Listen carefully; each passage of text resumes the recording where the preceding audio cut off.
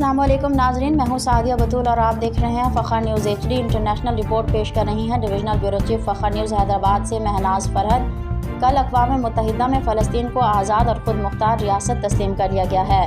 इस सिलसिले में सबसे पहले नंबर पर ख़ुद फ़लस्तीनियों की कुर्बानियाँ हैं, उनकी शहादतें हैं, उनकी तवील जदोजहद है। दूसरे नंबर पर अरब रियासतों की तवाना सियासी आवाज़ है। ख़ास तौर पर सऊदी अरब, मुत्तहिदा अरब अमारात, कुवैत और अर्दन की हुकूमतों ने आलमी सतह पर फ़लस्तीन का मुकदमा पूरी ईमानदारी से लड़ा और इसे अक़वाम आलम से तस्लीम करवाया। सऊदी अरब ने अक़वाम मुत्तहिदा के फ़ोरम पर यह मुतालबा भी किया है कि इसराइल बैतुल मुक़द्दस को खाली करे और 67 की पोजीशन पर वापस जाए।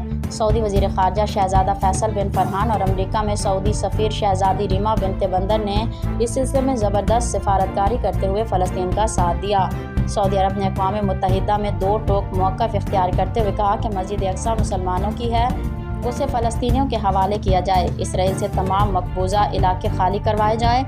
अल्लाह ताला हर उस शख्स पर और हर उस मुल्क को जज़ाए खैर अता फरमाए जिसने मज़लूम फ़लस्तीनियों की मदद की कोशिश की, सियासी, सिफारती और माली तौर पर मज़लूमों के साथ खड़े हुए, और हर उस इंसान और उस मुल्क को बर्बाद करे जिसने फ़लस्तीनियों से धोखा किया और उन पर जंगों और तबाहियों को मुसल्लत किया। आमीन। मज़ीद अपडेट के लिए देखते रहिए फ़खर न्यूज़ HD।